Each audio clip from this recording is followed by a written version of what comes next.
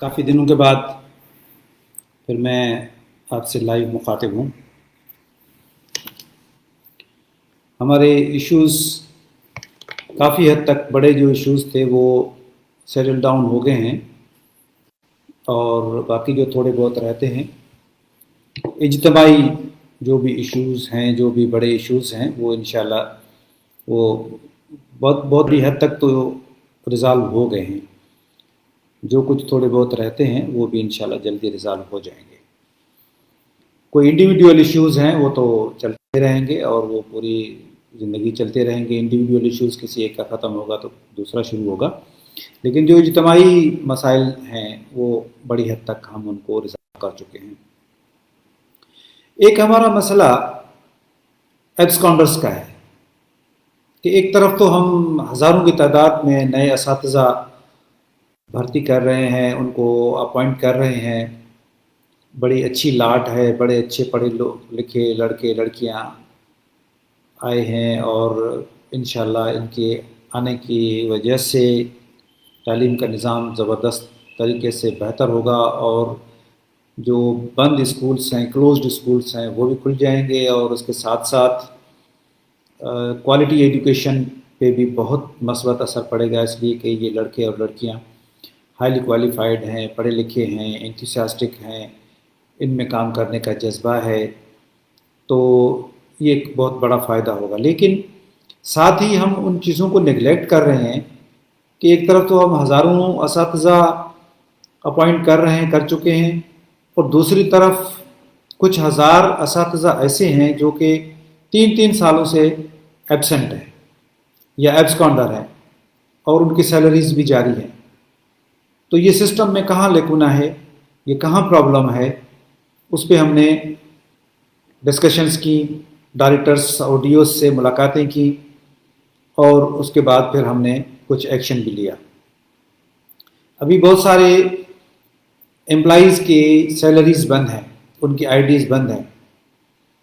ये आईडीज़ बंद जो हमने किए हैं ये टेम्पररी हैं, ये परमानेंट नहीं है, ये इंशाल्लाह जल्दी फिर खोल भी देंगे। लेकिन उससे पहले कुछ चीज़ें मैं आपसे डिस्कस करूँगा। वो ये कि चौकीदार के लिए मैंने आज ही कह दिया है डीजी एमएनडी को कि ये हम लेटर लिख रहे हैं इंशाल्लाह एजी सिंध को कि चौकीदार की जितने भी चौकीदार हैं एब्सकॉन्डिंग लिस्ट में हम उसको उस लिस्ट से निकालें, इसलिए कि चौकीदार की ड्यूटी रात को होती है या दिन को भी होती है, तो ज़रूरी नहीं है कि उस वक्त बैठा हुआ हो जिस वक्त ये हमारे मॉनिटरिंग असिस्टेंट्स जाएं। तो इस वजह से वो बेचारे एब्सेंट हो जाते हैं, हालांकि वो ड्यूटी पे होते हैं। तो इसलिए हम ये सिस्टम ये कर रहे हैं कि आइंदा इंशाल्लाह इनको सिस्टम को ही डिसेबल कर देंगे और इसको कंपल्सरीली जो इनकी बायोमेट्रिक होती है चौकीदार्स की वो नहीं होगी, वो हम इंशाल्लाह ताला ख़त्म कर देंगे। लेकिन टीचर्स के साथ पियोन जिसकी ड्यूटी होनी है या माली है जिसकी ड्यूटी वहाँ होनी है, पीटीआई या दूसरे जो लोग हैं उनको तो स्कूल में होना है और उनकी बायोमेट्रिक भी होगी और होती रहेगी। अब जितने ये एब्सकॉन्डिंग की हमारे पास रिपोर्ट्स हैं, ये ज़रूर नहीं है कि ये सारे के सारे एब्सकॉन्डर हों। हमें एक जज की तरह बिहेव करना चाहिए, न कि हमें एक एक्सिक्यूशनर की तरह बिहेव करना चाहिए। बिल्कुल ऐसा रवैया हमारा नहीं है, हम फेयर चांस देंगे हर किसी को। लेकिन उससे पहले मैं ये आपको बता दूं कि पहले जो एब्सकॉन्डर्स के खिलाफ जो एक्शन लिया जाता था वो डिस्ट्रिक्ट लेवल पे था, अब उसको हमने डायरेक्टर लेवल तक कर दिया है। उसका रीज़न ये है कि पीएसटी की पोस्ट अपग्रेड हो गई है, एक बात, और दूसरी बात ये कि डीओज़ के ऊपर बहुत ज़्यादा काम है, तो वो ये काम कर नहीं पा रहे थे। लॉट ऑफ वर्क, उसकी वर्क प्रेशर की वजह से वो इस चीज़ को देख नहीं रहे थे। तो ये सारे केसेस जो हैं हमने डायरेक्टर्स को ट्रांसफ़र कर दिए। हाणे ईअं थींदो त जेके भी उस्ताद या एम्प्लॉइज़ जेके इहो चवनि था त साईं असां एब्सकॉन्डर त कोन आहियूं, पर असांजी ड्यूटी किथे ॿी जॻह ते आहे, असांजी बायोमेट्रिक चेंज कोन थी। हालांकि ईअं थियणु न खपे हा, जेकॾहिं हुननि जी वैलिडली ट्रांसफ़र थियल आहे त बायोमेट्रिक बि चेंज थियणु खपे हा। पर हलो ठीकु आहे, जेकॾहिं जेन्युइनली हुनजो ऑर्डर आहे ट्रांसफ़र जो, त ऐं हू ॿिए हंधि ड्यूटी बि करे पियो त उन्हनि ते कंहिं क़िस्म जो कोई एक्शन न थींदो ऐं असां उन्हनि खे बिल्कुलु बाइज़त बरी जी चइजे तीअं करे छॾींदासीं। लेकिन उन जे लाइ ॿ कम करणा पवंदा कैंडिडेट खे, या जेको एब्सकॉन्डर पंहिंजो पाण खे चवे थो त मां ड्यूटी ते आहियां, उहो या त वेट करे या डायरेक्टर ऑफिस में हलियो वञे। मूं सभिनी डायरेक्टर्स खे हिदायतूं करे छॾियूं आहिनि, उहो डायरेक्टर ऑफिस में वञे, उन वक़्तु ई फ़ौरन हुनखे शोकाज़ नोटिस मिली वेंदो। हू शोकाज़ नोटिस जो उते ई जवाबु ॾेई छॾे त आऊं हिते मुंहिंजी ड्यूटी आहे, ऐं उहो हुनखे हिकु पंहिंजो अपॉइंटमेंट ऑर्डर पेश करे ओरिजिनल, ट्रांसफर ऑर्डर पेश करे ओरिजिनल। ॿियो इहो त जेकॾहिं हू अचे थो त मस्ट्रोल जी फोटोकॉपी या एक्सट्रैक्ट जेको आहे स्कैन एक्सट्रैक्ट करे हू खणी अचे त हू हेतिरनि सालनि खां मस्ट्रोल ते बिल्कुलु सही करे रहियो आहे। हू इहे ॿ शयूं खणी अची डायरेक्टर ऑफिस में शोकाज़ जे जवाब में उहो फौरी तौर ते उहो लिखी ॾेई छॾे। डायरेक्टर साहिबान हफ़्तो या 10 ॾींहं जे अंदरि अंदरि हू वेरिफिकेशन कंदा, हू DO खां ऑफिस मां वेरिफिकेशन कंदा त वाक़ई उहो ऑर्डर जेको थियो आहे या सेक्रेटरी जे ऑफिस मां या डायरेक्टर जे ऑफिस मां जेको ऑर्डर थियो आहे उहो वाक़ई ऑर्डर जेन्युइन आहे या कंहिं कूड़ो ऑर्डर करे छॾियो आहे। जेन्युइन ऑर्डर हूंदो उन में वेरिफिकेशन में वधि 3-4 ॾींहं या हफ़्तो मैक्सिमम लॻंदो, ऐं उन सां गॾोगॾु ज़रूरत पई त डायरेक्टर साहिबान हेड मास्टर या हेड मिस्ट्रेस जी स्टेटमेंट बि रिकॉर्ड करे सघनि था। पर इहो सॼो कमु हफ़्ते खां 10 ॾींहंनि जे अंदरि कंप्लीट थियणु खपे ऐं इनशाला कंप्लीट थींदो। ऐं उनखां पोइ उन उस्ताद जो नालो रिकमेंड कंदो डायरेक्टर, ऐं असां हितां सेक्रेटरीट मां असां लिखी छॾींदासीं AG साहिब खे त साईं असां हिननि जे ख़िलाफ़ु इंक्वायरी कई ऐं उन इंक्वायरी में असां ॾिठो आहे त हीअ एब्सकॉन्डर न आहे। उन सां गॾोगॾु असां इहो बि कंदासीं त हुनजी बायोमेट्रिक बि असां चेंज करे छॾींदासीं, ऐं जॾहिं बायोमेट्रिक चेंज थी वई त हू हुन ते आईंदा इन क़िस्म जी कंहिं क़िस्म जी शइ न थी थिए। हा, अलबत्ता शोकाज़ नोटिस जिन खे मिले थो डायरेक्टर साहिबान ॾियनि था, उहे शोकाज़ नोटिस जो जेकॾहिं को बि जवाबु नथा ॾियनि ऐं हू घर वेठा आहिनि ऐं कुझु वक़्तु गुज़रण खां पोइ बि असांखे हुनजो जवाबु नथो मिले त असां इहो ई सम्झंदासीं त हू वाक़ई एब्सकॉन्डर आहिनि, जो हुननि जी ID बंदि थियण जे बावजूदि हू नथा अचनि ऐं हुननि खे पघार जी ज़रूरत कान्हे या हू किथे ॿिए हंधि पघार खणनि पिया, हू नथा अचनि, त पोइ असां हुननि जी ID मुकमिल तौर ते बंदि करे असां हुनखे नौकरी तां रिमूव करे छॾींदासीं। या ईअं बि थी सघे थो त कंहिं ते को अची शोकाज़ जो जवाबु ॾिए थो ऐं हुन सां गॾु पंहिंजा डॉक्यूमेंट्स ॾिए थो, हुनजी जेकॾहिं नंढी ग़लती आहे त हुनखे नंढी पनिशमेंट बि ॾिबी, हिकिड़ी इंक्रीमेंट 2 इंक्रीमेंटूं बि ख़तमु करे सघजनि थियूं, या हुनखे वार्निंग ॾेई सघिजे थी।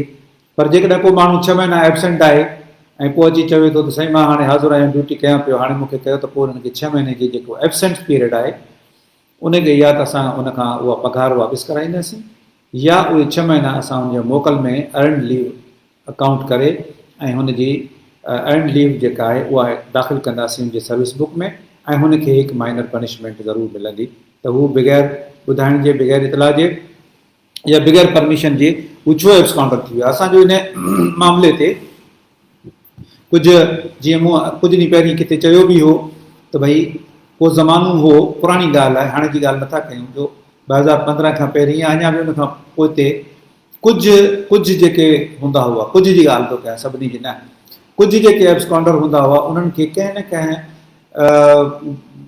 उहिदेदार जेको हूंदो हो कंहिं तनज़ीम जो, ज़िले लेवल जो, कंहिं तहलके लेवल जो, उहे सपोर्ट कंदा हुआ ऐं उन सपोर्ट जे करे बि उन्हनि ते को एक्शन न थींदो हो। लेकिन अलाह जी महिरबानी सां हींअर जेको मुंहिंजो सभिनी जेके बि ऑर्गनाइज़ेशन्स आहिनि उन्हनि सां सुठा वर्किंग रिलेशन्स आहिनि। ग़ुलाम रसूल महर सां मुंहिंजी हाणे ॻाल्हि थी आहे त उहे सभु अशरफ ख़ासकेली वारा या पंहिंजो इसरार शाह आहे, लतीफ़ मुग़ल आहे, उहे सभई मूंखे चवनि था त असां तव्हां सां इन एक्शन में गॾु आहियूं। जेको जेन्युइन एब्सकॉन्डर आहे उन ते भले एक्शन खणो, पर जेको ग़लती सां एब्सकॉन्डर डिक्लेयर थी वियो आहे या जंहिं वटि जेको ॿिए हंधि कमु करे पियो उन वटि ट्रांसफ़र ऑर्डर बि मौजूदु आहे ऐं हुन वटि ॿिया डॉक्यूमेंट्स मौजूदु आहिनि, त उन ते एक्शन महिरबानी करे उन ते एक्शन न थिए। ऐं उहो बिल्कुलु असां चऊं था उन ते असां एक्शन छो खणंदासीं। जेको हिकिड़ो उस्तादु पढ़ाए पियो ग़लती सां, सिस्टम जी ग़लती सां, कंहिंजी बि ग़लती सां हिकिड़ी जॻह खां ॿी जॻह ते जेकॾहिं पढ़ाए थो, उन जा सबूत आहिनि, त हुन ते कंहिं बि क़िस्म जो कोई एक्शन न थींदो ऐं उहो पंहिंजी जॻह ते थींदो। हा, वक़्ती तौर ते परेशानी ज़रूरु थींदी, थोरा ॾींहं परेशानी जी ॻाल्हि आहे, पर जेकॾहिं उहे उस्ताद जल्द खां जल्द वञनि, सुभाणे ई वञनि डायरेक्टर्स जी ऑफिस में प्राइमरी वारा प्राइमरी डायरेक्टर वटि वञनि, सेकेंडरी वारा सेकेंडरी डायरेक्टर वटि वञनि ऐं डायरेक्टर साहिबान हींअर ॿुधनि पिया त उहे महिरबानी करे फौरी तौर ते उन्हनि खे जेको हिकिड़ो असां शोकाज़ नोटिस जो हिकिड़ो मॉडल ॾिनो आहे उन में रुॻो उनजो नालो विझी ऐं उते जो उते शोकाज़ ॾियो। हू भले डायरेक्टर ऑफिस में वेही उन शोकाज़ नोटिस जो जवाबु ॾियनि, त जवाबु मिलण खां पोइ हफ़्तो या मैक्सिमम 10 ॾींहं 10 ॾींहंनि खां वधीक डिले न थियणु खपे, उन ते एक्शन सज़ा ॾियणी आहे त ॾियो। उनखां अलावा डायरेक्टर जो ऑर्डर जेको आहे उहो फाइनल कोन्हे। डायरेक्टर जे ऑर्डर जे ख़िलाफ़ 1 महीने जे अंदरि अंदरि सेक्रेटरी वटि अपील करणी आहे।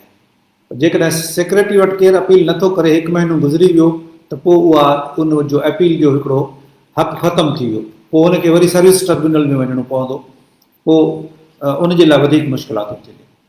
तंहिंजे करे जेकॾहिं तव्हां डायरेक्टर जे सज़ा मां मुतमइन न आहियो, डायरेक्टर सज़ा ॾेई छॾे थो, उन मां मुतमइन न आहियो त फौरी तौर ते तव्हां अपील करियो ऐं अपील में जेकॾहिं आउं मुतमइन थिया थो त न तव्हां सां का ज़्यादती थी आहे त उनजो फौरी तौर ते आउं उन सज़ा खे ख़तमु बि करे सघां थो। पर जेकॾहिं तव्हां अपील पीरियड बि गुज़ारे छॾियो, ज़ाया करे छॾियो ऐं महीने ॾेढ या 2-4 महीननि खां पोइ अचो था, हिकिड़ी ॻाल्हि तव्हांखे इहा बार बार ॿुधाईंदो आहियां, पहिरें ॾींहं खां वठी चवां पियो, हिन मामले में न तव्हांखे कंहिंखे पैसा ॾियणा आहिनि, न कंहिंजी सिफ़ारिश कराइणी आहे, न कोई कंहिं शइ जी का ज़रूरत आहे। हीअ बिल्कुलु फेयर प्ले आहे। तव्हां जेकॾहिं फेयर आहियो, फेयर थी असां वटि अचो, असां फेयरली डील कंदासीं ऐं तव्हां खां केर बि एजेंट को बि माण्हू जेकॾहिं को तव्हां खां टको पैसो हुजे वठे घुर करे, क्लर्क हुजे, को असिस्टेंट हुजे, को ऑफिसर हुजे, केर बि तव्हां खां पैसो घुरे त फौरी तौर ते मूंसां राब्तो कयो, ऐं हुनजे ख़िलाफ़ु एक्शन बि खणंदुसि ऐं आउं तव्हां सां गॾु बीहंदुसि। हिन मामले में कंहिं बि क़िस्म जी कोई जेके एब्सकॉन्डर हूंदा, जेन्युइन एब्सकॉन्डर हूंदा, उहे कोशिशि कंदा त असां रिश्वत ॾेई कंहिं तरीक़े सां चवरायूं, कंहिं किथां सिफ़ारिश वॾेरे खां करायूं, ऐं मूंखे जेकॾहिं का सिफ़ारिश आई त आउं इहो पक सम्झंदुसि हीअ हक़ीक़ी एब्सकॉन्डर आहे। छो जो हक़ीक़ी जेको टीचर आहे उनखे सिफ़ारिश कराइण जी ज़रूरत ई कान्हे, उनखे तव्हां पंहिंजो सम्झां थो, हू मूंखे पंहिंजो सम्झे थो। बाक़ी एब्सकॉन्डर्स जो आउं दोस्त न आहियां। जेको सिफ़ारिश जो मतिलबु इहो हूंदो त हू एब्सकॉन्डर आहे, साबित थी वियो त उहो एब्सकॉन्डर आहे, पोइ आउं उन ते एक्शन खणंदुसि। सैलरीज़ जेके नवां उस्ताद आया आहिनि उन्हनि जो बार बार शिकायतूं अचनि पियूं, उहे इन्हनि जो अचनि पिया मसइला त साईं असांखे प्राइवेट इदारनि में कमु कंदा हुआसीं, हम प्राइवेट टीचर थे, प्राइवेट इदारों में काम करते थे, या हम कहीं न कहीं कोई रोज़ी रोटी का बंदोबस्त हमारा था, तो यहाँ आ गए हैं तो 5 महीने हो गए, 6 महीने हो गए, हमें सैलरी नहीं मिल रही, खुदारा सैलरी दें। ये बिल्कुल जायज़ बात है उनकी। लेकिन एक मैं बात बताऊं कि जो बात हमारे डिपार्टमेंट की लेवल तक होती है उसमें अगर कोई कोताही होती है तो उसका ज़िम्मेदार यकीनन मैं हूँ, लेकिन जो बात हमारे डिपार्टमेंट में नहीं किसी और डिपार्टमेंट के पास है तो उसमें मैं ज़्यादा से ज़्यादा यही कर सकता हूँ कि कोशिश करूँ ज़्यादा से ज़्यादा। आपकी सैलरीज़ रिलीज़ होंगी डिस्ट्रिक्ट अकाउंट्स ऑफिसर और एजी सिंध से, उनको क्योंकि नए असातिज़ा हैं उनकी आईडी क्रिएट करनी है, तो आईडी क्रिएट करने के लिए बड़े मसाइल होते हैं। बहरहाल हमने अब तक 4000 जो डेटाबेस हैं वो जमा करा दिए हैं एजी सिंध में, और उन्होंने कहा है कि 1 दिसंबर क्योंकि इसका दिन होता है इंक्रीमेंट का, तो 1 दिसंबर के बाद फौरी तौर पे हम इन 4000 की आईडी क्रिएट कर देंगे। अब जैसे इनकी 4000 की आईडी क्रिएट हो गई तो हम 5-7 हज़ार और डेटाबेस जमा करवा देंगे। तो इसी तरह से 5-7 हज़ार डेटाबेस हर महीने हम तो पूरे जमा करा देंगे, लेकिन बात यह है कि वो अगर जितना जल्दी कर सके तो। मुझे अफसोस है, दुख है कि हमारे असातिज़ा यंग टीचर्स जो आए हैं उनको ये दिक्कत हो रही है, उनको सैलरी नहीं मिल रही है। मेरी हमदर्दी है आप लोगों के साथ, लेकिन मैं क्या कर सकता हूँ, मैं कोशिश ही कर सकता हूँ जो कि मैं ईमानदारी से कर रहा हूँ। उसके अलावा NCHD वाले उनकी और BECS वाले उनकी सैलरीज़ के मसाइल थे, वो फाइनेंस में वो उनका एक बड़ा पुराना मसला था, और ये जितने मसाइल पुराने होते हैं उन मसाइल को हल करने में इतना ही ज़्यादा टाइम लगता है और उतने ही कॉम्प्लिकेटेड इशू हो जाते हैं। बीमारी जितनी पुरानी होती है उसका इलाज इतना ही मुश्किल होता है। तो ये पुरानी बीमारियां मेरे गले पड़ी हैं, तो उनको पुरानी बीमारियों का इलाज करने में भी मुझे टाइम लग रहा है। तो बहरहाल मैंने आपकी दवाई का बंदोबस्त कर लिया है। NCHD, BECS टीचर्स और इंटरनीज टीचर, इनकी फ़ाइलें हमने मंजूर करवा ली हैं फाइनेंस डिपार्टमेंट से, और इंशाल्लाह जल्दी 15 दिन से लेके 4 हफ्ते तक इनकी सैलरीज़ की ہم کوشش کریں گے کہ ان کی سیلری ہو جائے. میں ان سے بھی معذرت کرتا ہوں کہ آپ کو اتنا انتظار کرنا پڑا. اپ گریڈیشن ایک بڑا مرحلہ تھا جو ہم نے طے کر لیا. اپ گریڈیشن کا نوٹیفیکیشن ہو گیا. اب انڈیویڈولی جو ہر ڈسٹرکٹ کا نوٹیفیکیشن نکل رہا ہے تو اس میں کئی ڈسٹرکٹس کا نوٹیفیکیشن تو نکل گیا ہے, باقی کچھ ڈسٹرکٹس ہیں اور اس میں بہت تیزی سے کام ہو رہا ہے. ہمارے ڈی او صاحبان, ڈائریکٹر صاحبان اس میں فل تعاون کر رہے ہیں. غلام رسول مہر صاحب اور ہمارے چلگری صاحب اور دوسرے جو لوگ ہیں وہ مسلسل میرے ساتھ رابطے میں ہیں اور ہم مل کے اس کو جلد سے جلد پائے تک مل تک پہنچائیں گے. میں سمجھتا ہوں کہ یہ بہت ہی عنقریب یہ مرحلہ کمپلیٹلی ختم ہو جائے گا اور سارے ٹیچرز ہو جائیں گے. لیکن ان میں سے بھی وہ ٹیچر نہیں ہوں گے جو کہ ایبسکانڈنگ لسٹ میں ہیں, تو فوری طور پہ اگر وہ کہیں ڈیوٹی کر رہے ہیں تو فوری طور پہ جا کے شوکاز نوٹس کا جواب دیں. یہ انتظار نہ کریں کہ ان کو شوکاز نوٹس ملے. شوکاز نوٹس ہو سکتا ہے ان کو 2 مہینے بعد ملے, 3 مہینے بعد ملے, تو اتنا انتظار نہ کریں. اور اگر جائز جو ٹیچر ہیں پڑھا رہے ہیں ان کی اگر سیلری کسی وجہ سے ڈیلے ہوتی ہے تو مجھے اس کے لیے افسوس ہوگا اور میں پیشگی معذرت کر لیتا ہوں. I really apologise. میں نہیں چاہتا کیونکہ تنخواہ جو ہوتی ہے وہ بچوں کی فیملی کی ہوتی ہے, ان کو دقت ہوتی ہے, تکلیف ہوتی ہے. میں یہ تکلیف کسی کو نہیں دیتا اور نہ دینا چاہتا ہوں. اسی لیے برائے مہربانی آپ میرے ساتھ تعاون کریں, میں آپ کے ساتھ تعاون کروں گا, تو یہ جلد ہی اس ٹیکنیکل مسئلے سے ہم نبرد آزما ہو سکیں گے. اور क्लोज्ड स्कूल्स घणो करे जेके आहिनि उहे ॿाहिराड़नि जा आहिनि. शहरनि जा क्लोज्ड स्कूल्स त न हूंदा आहिनि सवाइ चंद स्कूल से. कुझु स्कूल कराची में भी, हैदराबाद में मामूली थोरा सा नंबर आहे हुननि जो. बाक़ी जेके क्लोज्ड स्कूल्स आहिनि उहे वधि खां वधि जेके क्लोज्ड स्कूल्स आहिनि उहे हिकु त सिजावल में आहिनि, ठटे में आहिनि, थाणे गुलाखान में आहिनि, नंगर पार्कर में आहिनि, टंडो मोहम्मद खान में आहिनि या कुझु ॿियनि ज़िलनि में आहिनि, बदीन में आहिनि. त इन्हनि स्कूल्स खे खोलण जे लाइ असां पहिरीं अहकामात जारी करे छॾिया आहिनि त जेके नवां टीचर आहिनि उन्हनि खे फौरी तौर ते उते रखो ऐं क्लोज्ड स्कूल्स खे खोलियो. असां वटि तक़रीबन 5000 खां मथे स्कूल क्लोज्ड स्कूल्स हुआ जंहिंमें 4000 खनि स्कूल त असां खोले चुका आहियूं. हाणे जेके मूंखे ॿुधनि पिया जेके उस्ताद जेके उन्हनि क्लोज्ड स्कूल्स में हाणे कमु कनि पिया त उहे उन्हनि खे आउं गुज़ारिश कंदुसि त महिरबानी करे उन्हनि स्कूलनि ते तवजो ॾियो. बंदि पियल स्कूल जीअं मूं सवेर ज़िक्र कयो पुराणी बीमारी वांगुरु हूंदा आहिनि, उन ते वधीक महिनत करणी पवंदी आहे. ऐं महिरबानी करे तव्हां उते ईमानदारी सां पढ़ायो. इहे ग़रीबनि ऐं क़ौम जा बच्चा आहिनि, इहे तव्हांखे दुआऊं कंदा ऐं तव्हांजो इहो फ़र्ज़ु बि आहे. ॿियो त जेकॾहिं तव्हां वटि एनरोलमेंट घटि आहे त महिरबानी करे ॻोठाणनि सां मिलो, डोर टू डोर वञो. छोकिरियूं बि आहिनि, लेडी टीचर्स बि आहिनि, त उहे वञनि हुननि जे घरनि में फैमिलीज़ में वञी बि हुननि से पेरेंट्स खे चवनि उन्हनि खे जिन जा ॿार नथा अचनि स्कूल त महिरबानी करे ॿारनि खे स्कूल में छॾियो. ऐं जेके जेंट्स आहिनि उहे बि वञनि ॻोठ में पंहिंजे ॻोठाणनि जी मदद सां पेरेंट्स खे रिक्वेस्ट कनि त हू स्कूलनि में ॿार छॾनि. बाक़ी जेके स्कूल बंदि आहिनि उहे बि जल्द खां जल्द स्कूल उहे खोलिया वञनि. हाणे जेको असांजी रिक्रूटमेंट हली रही आहे उहा हाणे तक़रीबन इख़्तिताम पज़ीर थियण वारी आहे सवाइ थोरनि पॉकेट्स जे. जीअं मसलन ख़ैरपुर ज़िले में कुझु अञा रहे थी त ख़ैरपुर ज़िले जो असां DO खे ट्रांसफ़र करे ॿियो DO आंदो त ज़ाहिर आहे हुन में थोरी दिक़त थी, पर उहा बि हाणे फाइनल स्टेज ते आहे ऐं इंशाल्लाह जल्दी ख़तमु थी. ईअं ई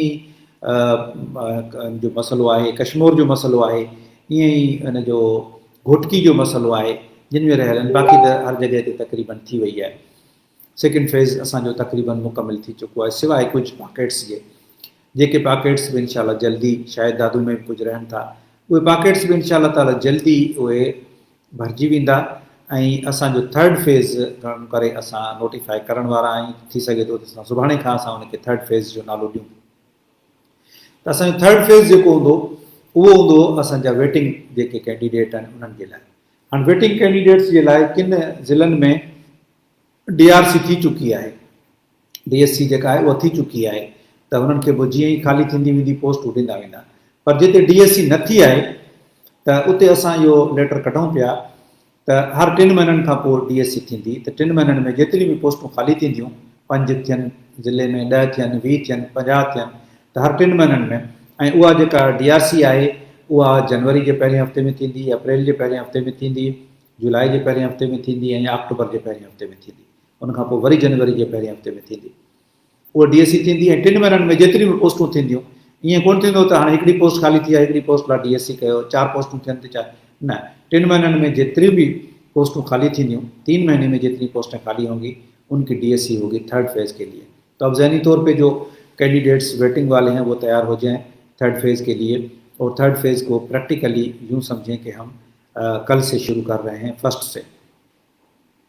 और उसके बाद इंस्पेक्शन ऑफ स्कूल्स, ये इंस्पेक्शन ऑफ स्कूल्स हमारी इंस्पेक्शन हर स्कूल में पहले होती थी, ये फिर सिलसिला मुनक़ते हो गया या कम हो गया, हम फिर उसको दोबारा शुरू कर रहे हैं। मिनिस्टर साहब मैं हम उस पर बैठ के सर जोड़ के बैठे हैं कि हर स्कूल की इंस्पेक्शन होनी चाहिए, चाहे वो दूर दराज का हो, गांव का हो, हाई स्कूल हो, हायर सेकेंडरी हो, प्राइमरी, मिडिल, एलिमेंट्री, जो भी स्कूल है, गर्ल्स बॉयज़, उसकी इंस्पेक्शन होनी चाहिए।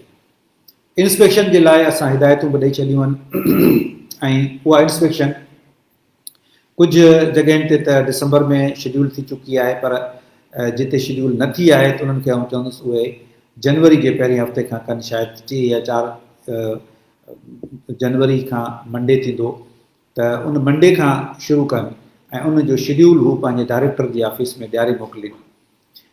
त उहा जेका बि इंस्पेक्शन टीम हूंदी that should be headed by some senior officer, may be headed by DO, deputy DO, taluka education officer, AEO, or any senior teacher can head that team, but that team should consist of the senior teachers of all subjects। एक inspection team में senior teachers कम से कम 5-6 senior teachers होने चाहिए, जिसमें science के भी हों और आर्ट्स के भी हों, और वो जाकर एक परफार्मा एक बनाया है हमने, मैनुअल बनाया है, उस मैनुअल को वो फिल करेंगे कि बच्चों की एजुकेशन कैसी है, इंतज़ाम कैसा है स्कूल का, और उस स्कूल का आउटलुक कैसा है, बिल्डिंग कैसी है, लॉन कैसा है, सफाई कैसी है, और बच्चों ने आर्ट और डिज़ाइन क्या किया है। अगर ड्राइंग टीचर है तो क्लास में ड्राइंग कहाँ से नज़र आ रही है, नहीं आ रही है। और इसी तरह से अगर लैंग्वेज टीचर हैं तो वो लैंग्वेज टीचर्स का भी ये देखा जाएगा कि उन्होंने वो लैंग्वेज कितनी सिखाई है, खुसूसन कराची, हैदराबाद में। और इसी तरह से ये फुल फ्लेज इसको होना चाहिए, इंस्पेक्शन होनी चाहिए, और इसकी हर रिपोर्ट जो है वो डायरेक्टर को मिलनी चाहिए। उसके बाद फिर मैं रैंडमली मैं भी निकलूँगा और मैं भी जाके इंस्पेक्शन कहीं ना कहीं करूँगा। उसके बाद हम एक जो बड़ी जो हमारी जो पहला आइटम था, लेकिन उसको मैंने जानबूझ के आखिर में रखा, वो आप सबका ताउन चाहिए हमें, तव्हां सभिनी जो ताउन खपे असांखे। असां एनरोलमेंट कैंपेन शुरू कयूं पिया, सोसाइटी जो ताउन खपे असांखे, नोटाबिल्स जो, SMCs जो। लखें ॿार असांजा स्कूल खां ॿाहिरि आहिनि, लखें ॿार, हज़ारे न लखें। असांजो ज़मीर कीअं गवारा करे सघे थो त असां पढ़ी लिखी या असांजा ॿार पढ़ी लिखी वेठा हुजनि ऐं असांजे ओड़े पाड़े जा ॿार जेके आहिनि उहे घर में वेठा हुजनि ऐं उहे हिकिड़ो ॾींहुं बि स्कूल न वञनि, या स्कूल वञनि त 5 दर्जो पास करे छॾे ॾियनि, अॻिते न वञनि पढ़ण जे लाइ। इन में असां तव्हांजो सभिनी जो फ़र्ज़ु आहे। असां एनरोलमेंट कैंपेन असां शुरू कयूं पिया सुभाणे खां इंशाअल्लाह ताला। उन में जेको रोल आहे टीचर जो, उहो सभ खां वधीक अहम रोल जेको आहे उहो टीचर जो आहे। जिते आउट ऑफ स्कूल चिल्ड्रेन आहिनि ऐं हर जॻह ते आहिनि, उहे प्राइमरी जा बि आहिनि, सेकेंडरी जा बि आहिनि, त हितां मां हिदायत थो कयां, गुज़ारिश थो कयां, रिक्वेस्ट थो कयां सभिनी टीचर्स खे, चाहे उहे मेल हुजनि, फीमेल हुजनि, प्राइमरी जा हुजनि या सेकेंडरी जा या हायर सेकेंडरी जा, महिरबानी करे पंहिंजे ॻोठ पंहिंजे शहर में जेके बि ॾिसो था त आउट ऑफ स्कूल चिल्ड्रेन आहिनि, उन्हनि जे पेरेंट्स सां डोर टू डोर वञो, डोर टू डोर वञो। जेकॾहिं कंहिं ॻोठ में का उताक आहे त उन ॻोठ जी उताक ते तव्हां वियो, सभिनी खे गुज़ारिश कयो, ॻोठ जे चङे मुड़ुस सां मुलाक़ात करियो, SMC जो जेको चेयरमैन आहे उन जी मदद वठो, ऐं तव्हां हर उन माण्हू सां मिलो जंहिंजो ॿारु स्कूल में न आहे। यकीन ॼाणो त उन्हनि माण्हुनि खे रुॻो चवण जी ज़रूरत हूंदी आहे त को माण्हू हुननि वटि वञे, को माण्हू हुननि सां ॻाल्हाए, माण्हू ॿार छॾींदा, यकीनन छॾींदा। हालांकि कानून भी मौजूदु आहे कि जेको माण्हू ॿार नथो पढ़ाए उन ते 5,000 रुपया ॾंड पवंदो ऐं उनखां पोइ उहो माण्हू खे 500 रुपया हर ॾींहं जो ॾंड पवंदो जेकॾहिं ॿार नथो अचे त। तव्हां मोहबत सां हुननि सां ॻाल्हायो, अख़लाक सां ॻाल्हायो, हुननि खे तालीम जी अहमियत जे बारे में ॿुधायो। लेडी टीचर्स जेके आहिनि उहे बि घरनि में वञनि ऐं उते घरनि में वञी उन्हनि माउरनि सां मिलनि ऐं उन्हनि खे कन्विंस कनि त महिरबानी करे पंहिंजे नियाणियुनि खे स्कूल में छॾियो। ऐं इन में मूंखे ख़ुशी थींदी जॾहिं आउं निकिरंदुसि सिंध जे शहरनि में, ॻोठनि में, ऐं मूंखे ख़बर पवंदी त फलां टीचर या फलां लेडी टीचर हेतिरी एनरोलमेंट कई आहे, हेतिरी महिनत कई आहे। मूंखे न सिर्फ़ु दिली ख़ुशी थींदी पर आउं कोशिशि कंदुसि आउं उन टीचर सां मिलां, उनखे एप्रिसिएशन ॾियां ऐं उनखे आउं उनजी हिमत अफ़ज़ाई कयां। मुंहिंजा दरवाज़ा अहिड़नि टीचर्स जे लाइ खुलियल हूंदा हर वक़्तु जेके इन क़िस्म जी इन लेवल जी महिनत कनि था। ऐं ख़ुशूसन मूंखे सभिनी टीचर्स मां त उमेदु आहे पर ख़ुशूसन मूंखे नवनि टीचर्स मां वॾी उमेदु आहे। नवां टीचर मेल या फीमेल उन्हनि में जज़्बो आहे कमु करण जो। मूं उन्हनि जूं ॿरंदड़ रोशन अखियूं ॾिठियूं आहिनि, उन्हनि जी रोशन पेशानी मूं ॾिठी आहे। उहे तालीम जे लाइ कमु करणु चाहिनि था, उन्हनि जी अखियुनि जी चमक ॿुधाए थी त हू ऊंदाहियुनि खे दूरि करणु चाहिनि था, हू रोशनी फैलाइणु चाहिनि था। ऐं उहा रोशनी फैलाइण जे लाइ ईअं न करियो त ऊंदाही तव्हां वटि पाण हली अचे। ॾींहं वटि ऊंदाही कोन हली वेंदी आहे, ॾींहों वेंदो आहे त उते ऊंदाही ख़तमु थी वेंदी आहे। तव्हां ॿरंदड़ ॾीआ आहियो, तव्हां रोशनी ॾींदड़ ॾीआ आहियो। तव्हां जिते वेंदो उते रोशनी फैलबी, पर उनजो दाइरो वसी कयो, पंहिंजे इन रोशनी खे वधीक फैलायो, उन्हनि ज़हननि ताईं पहुचायो, उन्हनि माण्हुनि ताईं पहुचायो जेके डिज़र्व कनि था। तव्हां मां केतिरा ई अहिड़ा हूंदा जिन जा ग़रीब वालिदैन हूंदा, तव्हां बि ग़रीब घराननि जा हूंदा, पर जेकॾहिं तव्हां मिडिल क्लास या मानी मच्छी वारा आहियो त तव्हां ते वधीक फ़र्ज़ु आहे त उन्हनि माण्हुनि जो ख़्यालु करियो जेके नथा, उन्हनि खे उन्हनि जी मदद कयो, हेल्प कयो। केतिरा ई ॿार अहिड़ा हूंदा आहिनि जिन वटि जूता न हूंदा आहिनि, कपिड़ा न हूंदा आहिनि, पर यकीन करियो त जेकॾहिं टीचर सचो थिए थो त उन्हनि खे जूता, कपिड़ा, किताब हर शइ मिली वञे थी। कीअं? जॾहिं हुनजो इंट्रस्ट ॾिसंदा आहिनि माण्हू, ओड़े पाड़े जा माण्हू, फिलोंथेरापिस्ट उन्हनि जो इंट्रस्ट ॾिसंदा आहिनि टीचर जो, त उनजे चवण ते माण्हुनि खे कपिड़ा बि वठी ॾींदा आहिनि, जूता बि वठी ॾींदा आहिनि ऐं उन्हनि खे स्टेशनरी बि वठी ॾींदा आहिनि। महिरबानी करे थोरो अॻिते अचो, प्रोएक्टिव रोल अदा करियो, हिन खे रवायती तरीक़े सां न वठो। असांजी तालीम रवायती तरीक़नि सां न सुधरंदी। असांजी तालीम असांजो मुस्तक़बिल आहे। हाणे जेकॾहिं असांजो मुस्तक़बिल ऊंदाहो थी वियो त असांजी क़ौम किथे वञी बीहंदी। महिरबानी करे वो असातिज़ा भी जो मिसाल शहरों में हैं, शहरों में आउट ऑफ स्कूल चिल्ड्रन बहुत हैं, गैरेजेस में काम कर रहे हैं, आप जाएं गैरेजेस में जाएं, उनके मालिकान से बात करें। जो छोटे बच्चे हैं उनको स्कूल में ले आएँ, जो बड़े बच्चे हैं उनको फॉर्मल एजुकेशन हमारी जो है वहाँ उनके लिए उनको सजेस्ट करें। और शहरों में भी कई बच्चे ऐसे हैं जो कि ड्रॉप आउट होते हैं 5वीं जमात के बाद, खुसूसन बच्चियाँ ड्रॉप आउट हो रही हैं। अगर हमारी बच्चियाँ नहीं पढ़ेंगी, हमारी वो आज की बच्ची कल की माँ है, और अगर कौम की माएँ नहीं पढ़ी हुई होंगी तो वो जो आइंदा नस्ल होगी वो नस्ल पढ़ी लिखी नहीं होगी, तो ये नुकसान किसका होगा, कितना होगा। यकीन जानिए कि आज हम जिस माहौल में जी रहे हैं, आने वाला वक्त उससे ज़्यादा मुश्किल आ रहा है, तकलीफ दह वक्त आ रहा है। उसमें हमें इक्विप करना है अपने आप को। साइंस का, टेक्नोलॉजी का दौर है, इंफॉर्मेशन टेक्नोलॉजी का दौर है। आइंदा अमीर वो होगा जिसके पास इल्म होगा। आज अमीर वो है जिसके पास पैसा है, लेकिन आइंदा अमीर वो होगा जिसके पास इल्म होगा। ये कौन कर सकता है? ये सब टीचर मिलके कर सकते हैं। सोसाइटी को मोबिलाइज करें, सारे अफसरान मिलके। मैं भी इंशाल्लाह अगले हफ्ते खुद जाऊंगा, देहात में जाऊंगा, जहाँ भी मैं पहुँच सका वहाँ जाके नए स्कूल्स खुलवाऊंगा। और जो पुराने स्कूल जेके सिंधी ॻोठनि में आहिनि, टीचर्स आहिनि, उन्हनि खे हिकिड़ी ॻाल्हि ॿुधायां, हिकिड़ी 2-3 कम्यूनिटीज़ असांजूं अहिड़ियूं आहिनि जेके ॿार बिल्कुलु नथा पढ़ाइनि, पर उन्हनि जे लाइ बि कमु करियां पियो। महिरबानी करे तव्हां बि कमु कयो, उन्हनि जे लाइ साथ ॾियो। ॻोठनि में जेके असांजे शेड्यूल कास्ट आहिनि, भील आहिनि, बागड़ी आहिनि, कोली आहिनि, मेघवाड़ आहिनि, मज़दूर आहिनि, जेके उहे खेत मज़दूर आहिनि, खाना बदोश आहिनि, उहे ॿारनि खे नथा पढ़ाइनि। इन जो मतिलबु न आहे त पढ़ाइणु नथा चाहिनि, पर हुननि खे शेड्यूल कास्ट सम्झी धिकारियो वञे थो, नफ़सियाती मसइला आहिनि, हुननि खे केरु वेझो नथो अचणु ॾिए।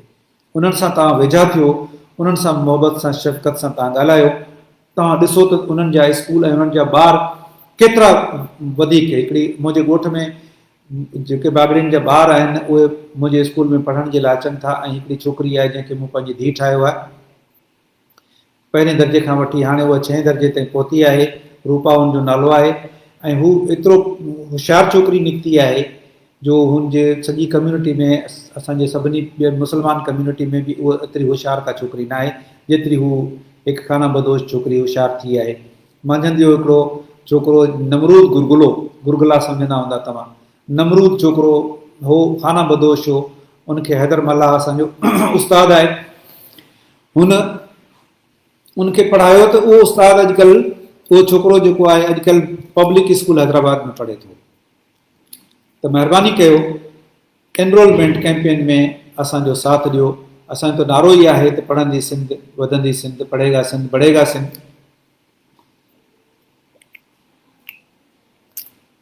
आख़िर में हिकिड़ी ॻाल्हि आउं इहा कंदुसि त IBA जा जेके हेड मास्टर्स आहिनि, हेड मिस्ट्रेसिस आहिनि, थोरा मायूसी में गुज़रनि पिया। मायूसी जी का बि ॻाल्हि कान्हे का, मूं अॻे ई चयो त हीअ शइ असांजे हथ में न आहे, हीअ कोर्ट जे ऐं सिंध पब्लिक सर्विस कमीशन जे हथ में आहे। असां कॾहिं बि न चाहींदासीं त तव्हांखे असां ज़ाया कयूं।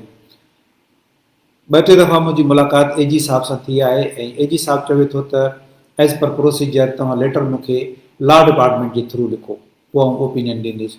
त असां लॉ डिपार्टमेंट खे बि लेटर लिखी छॾियो आहे, लॉ सेक्रेटरी साहब खे बि मूं गुज़ारिश कई आहे, लॉ मिनिस्टर साहब सां वटि बि आउं पर्सनली हली वियोसि हाणे 3-4 ॾींहं पहिरीं, ऐं हुन बि चयो त आप लेटर भेजें तो हम इंशाल्लाह AG साहब से आपको ओपिनियन लेके देते हैं। त इंशाल्लाह ताला ही मसइलो थींदो, पर जेसीं ताईं जेकॾहिं डिले हुन में थी त असां हुननि खे वरी हुननि जो पीरियड एक्सटेंड करे छॾींदासीं। Thank U very much for listening to me patiently.